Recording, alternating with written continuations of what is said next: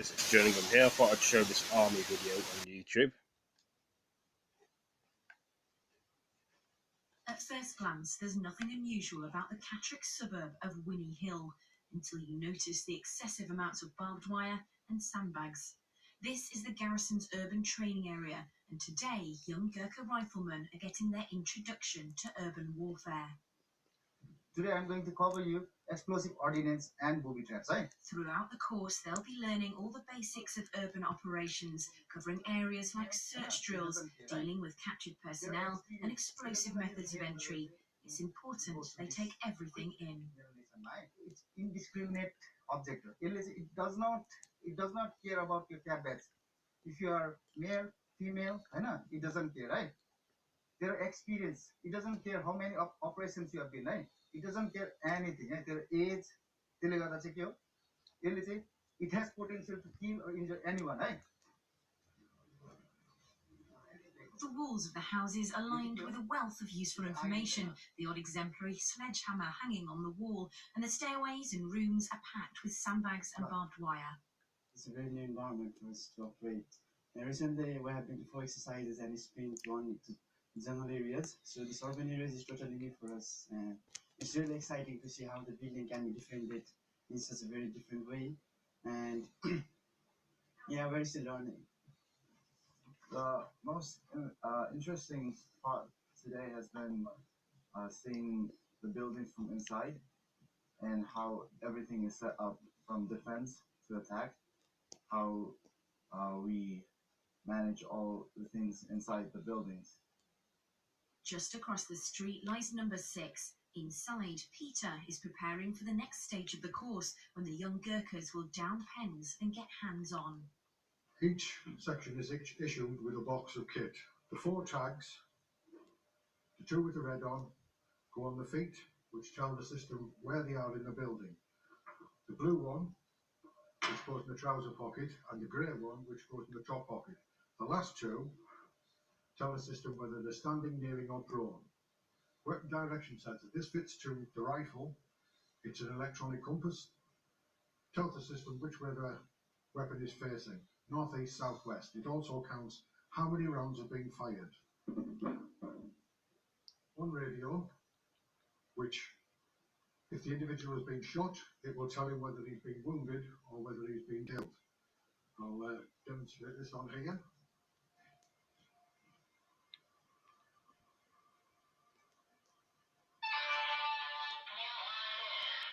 Once they hear this, that is it, they're out of the game. If you look at this, it's a suicide based, right? What describes itself, it's suicide based. The operator is fully committed. He wants to kill as much as possible. Today they began at the beginning, a chance for the young soldiers to get their heads around the idea of booby traps, bombs and searches. Later in the course, they'll get to put today's theory into practice. Interesting video, guys. Very interesting video. I'll try and find another video I can show. Or it might be just it for the videos. Let's see.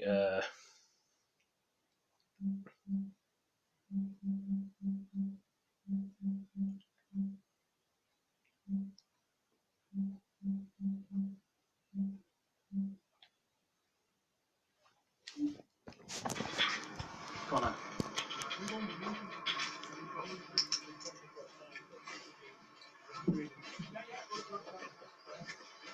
As you see, this guy is walking on the video, and I think a police officer approaches him.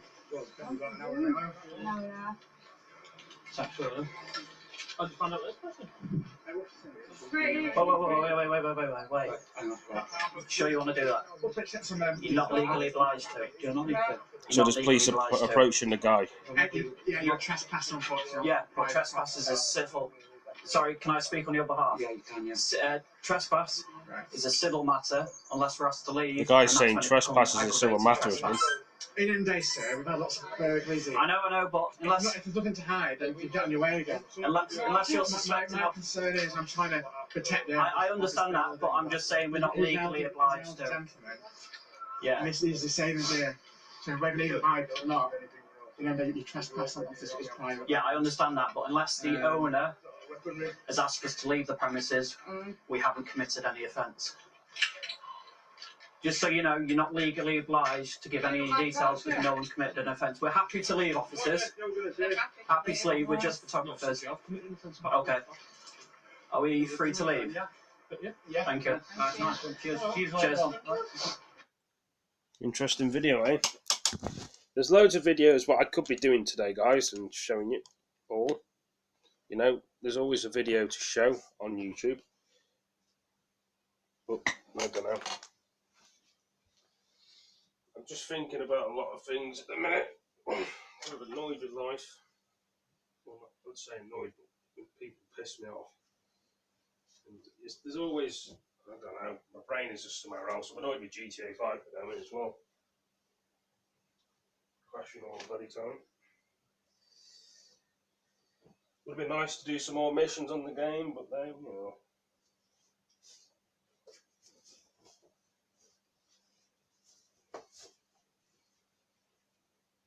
It must. No.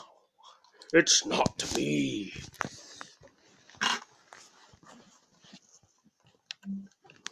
Living in a world of every day.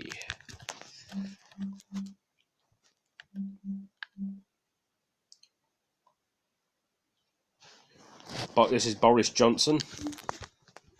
Boris Johnson is elected as the leader of the Conservative and Unionist. There you go, they've elected Boris Johnson. Boris Johnson has just been named as the next leader of Britain's ruling Conservative Party. The former Foreign Secretary and ex-mayor of London is expected to take over as Prime Minister on Wednesday after Theresa May formally steps down. Johnson beat the current Foreign Secretary Jeremy Hunt for the top job. He's already told Conservative Party members after he was declared leader. We are going to unite this amazing country and we are going to take it forward. I thank you all very much for the incredible honour that you have just done me. I will work flat out from now on with my team that I will build, I hope, in the next few days to repay your confidence. But in the meantime, the campaign is over and the work begins. Interesting words from Boris.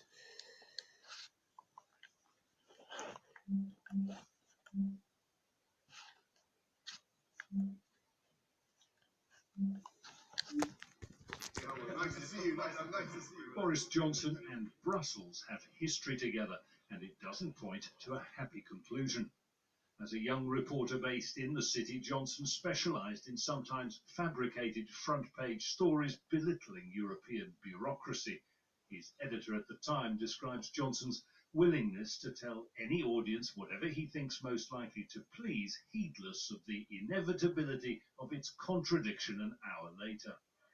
So might Johnson's declarations on Brexit similarly be promises made to win over his party without the substance or detail to back them up? And on Brexit? And on Brexit, we will of course be pushing our plan into action. So we understand. And getting ready to come out on October the 31st. 31st, come what may. Come what may. Do or die. Do or die. Come what may. Guto Harry was head of communications under Boris Johnson when he was mayor of London. Boris Johnson's time at City Hall showed that he's more than capable of doing detail. He doesn't drown in it. He doesn't allow officials to come up with excuses for not doing things, which is why he delivered almost everything he promised as mayor. And if he was to be that bulldozer, if you like, refusing to take no for an answer in number 10, then he could be a successful Prime Minister. As mayor for 8 years, Johnson was a flamboyant salesman for the city, with a self-effacing charm that endeared him to many. But the challenge of Downing Street will far outweigh City Hall.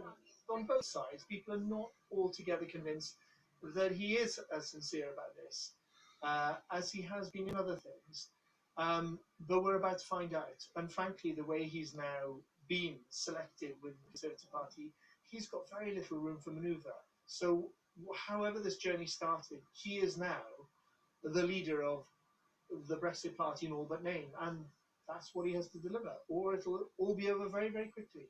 Boris Johnson famously prepared 2 newspaper columns favouring both Leave and Remain before opting to support the Leave campaign ahead of the 2016 referendum. Some wonder now whether he'll be persuaded to opt for a soft Brexit compromise once the realities facing his hard Brexit promises become clear.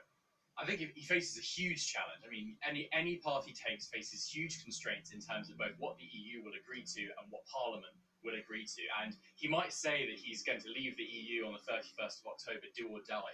But fundamentally, that's not an issue entirely in his gift. And it wouldn't surprise me at all if behind the scenes, his team are preparing for a possible general election in the autumn, because it might all go wrong.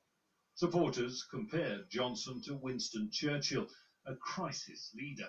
The EU won't call his bluff, they suggest, because no one knows what he might do next. Stop Brexit! But the resistance is strong. He has absolutely no chance of getting his Brexit through on October 31st. Yes, he did say do or die, so on November the 1st, he'll be falling on his sword. Johnson has reached the pinnacle of power in British politics. Wielding it won't be easy. Jonah Hull, Al Jazeera, London. Interesting, guys. Very interesting indeed. Let's hope they stick to the promise on that.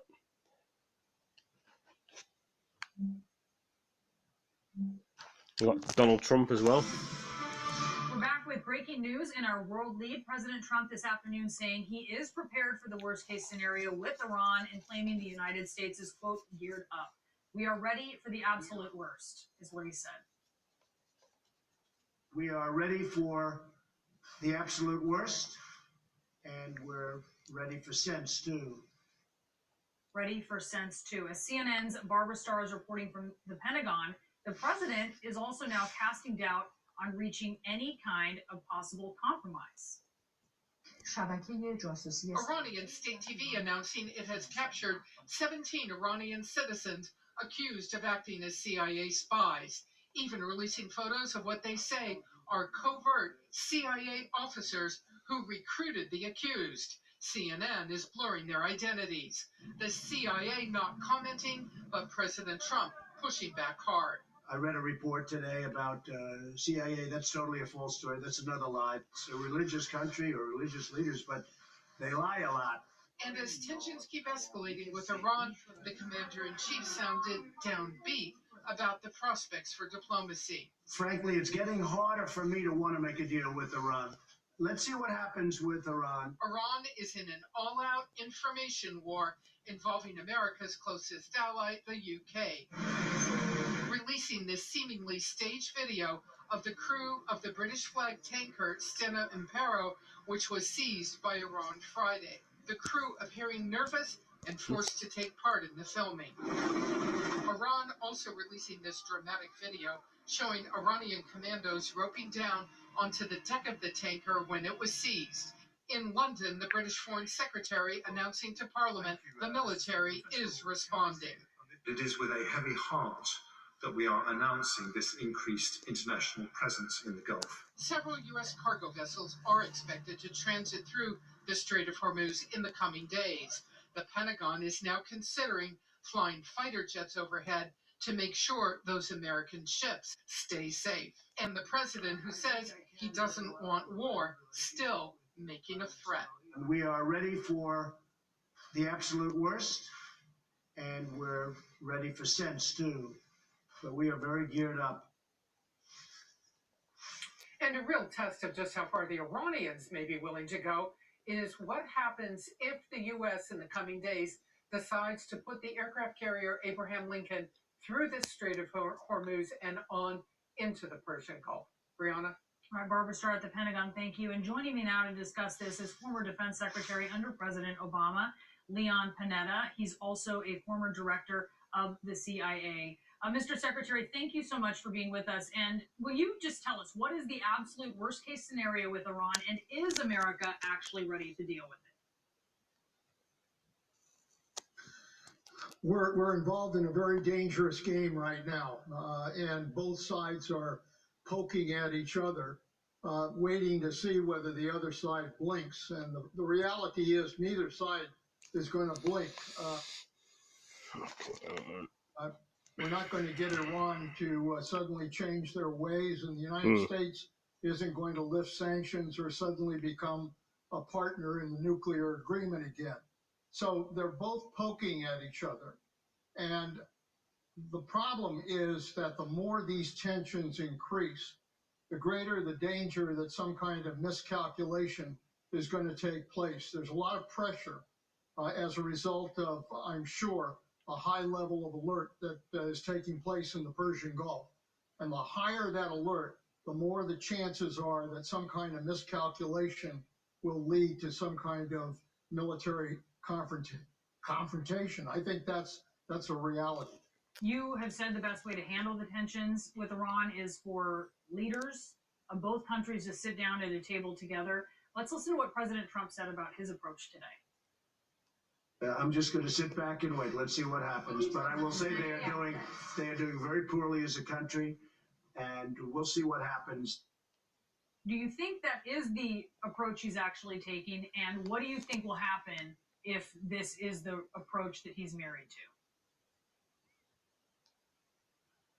Well, yeah, the options are pretty clear at this point. The first is war with Iran and the United States. And neither side, I think, wants that to happen. The second is we continue the current stalemate of each side poking at the other, trying to see if something changes them. And that's not going to happen either. And there's a danger, as I said, of miscalculation and the possibility of war. I don't think either side wants that either. So there's only one alternative, whether they want to admit it or not. There's only one alternative, which is negotiations. And it just seems to me that the president suggested negotiating without any preconditions. I think that's a pretty good approach that Iran ought to seriously consider so that they can at least sit down and begin a dialogue, which is absolutely essential to trying to find some way out of this mess. Right, so that's how you read this, that he's saying, let's sit down without preconditions. Yeah, no, I think it's a good idea because, frankly, neither side is going to accept the conditions that both sides are asking of the other. That's just not going to happen. So why not go ahead and negotiate without preconditions? And in addition to that, it just seems to me to make sense. And it's something that the United States has not been very good at recently, which is to build greater leverage by working with our allies. If we worked with Britain, with France, with Germany, with Russia, with China, to try to build that alliance so that we can engage in talks with Iran, very frankly, that will increase the leverage of the United States in those discussions. And that's what we should be doing. Iran claimed today that it captured 17 Iranians accused of spying for the CIA. President Trump says that's a lie. You're the former CIA director. What's your reaction? I think the president's probably in the right place with that because,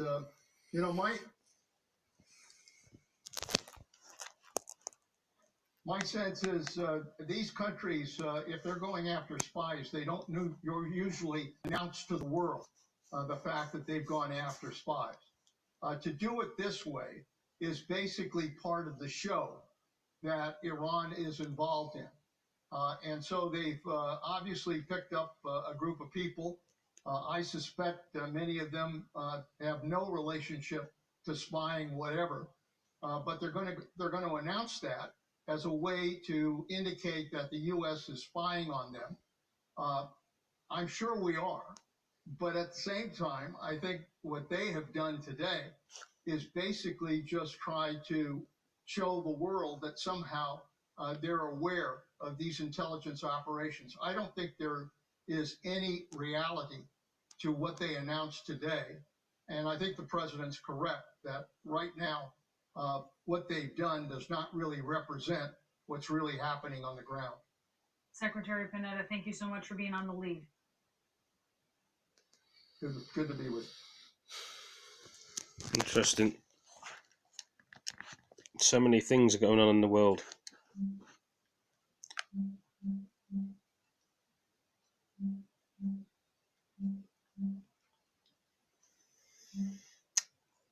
Lot of destruction, eh?